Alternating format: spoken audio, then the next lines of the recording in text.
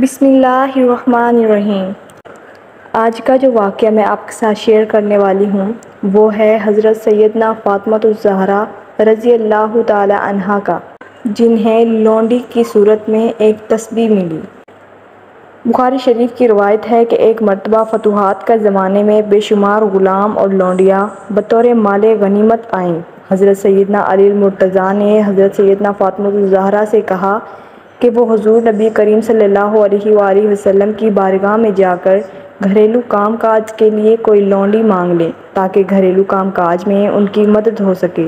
حضرت فاطمہ الزہرا نے حضور نبی کریم صلی اللہ علیہ وآلہ وسلم کی خدمت میں پہنچی تو آپ صلی اللہ علیہ وسلم گھر میں موجود نہ تھے۔ ام المومنین حضرت عائشہ صدیقہ رضی اللہ تعالی عنہا نے حضرت فاطمہ الزہرا کی خاطر تواضع کی اور آنے کی وجہ دریافت کی۔ آپ رضی اللہ تعالیٰ نے اپنا مدعا بیان کیا تو ام المومنین حضرت عائشہ صدیقہ رضی اللہ تعالیٰ عنہا نے کہا کہ وہ حضور نبی کریم صلی اللہ علیہ وآلہ وسلم کے آنے پر ان سے بات کریں گی۔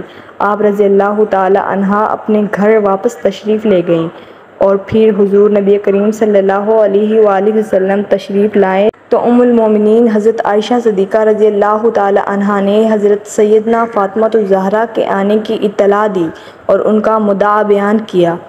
حضور صلی اللہ علیہ وآلہ وسلم اس وقت فوراً آپ کے گھر تشریف لائے اور آپ رضی اللہ تعالیٰ عنہا کو مخاطب کرتے ہوئے فرمایا، بیٹی میں تمہیں فی الحال کوئی لونڈی یا غلام نہیں دے سکتا، کیونکہ ابھی مجھے اصحاب صفا کی خردنوش کا بندوبست کرنا ہے اور میں ان لوگوں کو کیسے بھول جاؤں جنہوں نے دین اسلام کی خدمت کے لیے اپنے گھر بار کو چھوڑ دیا تاکہ اللہ اور اس کے رسول کی خوشنودی حاصل کر سکیں۔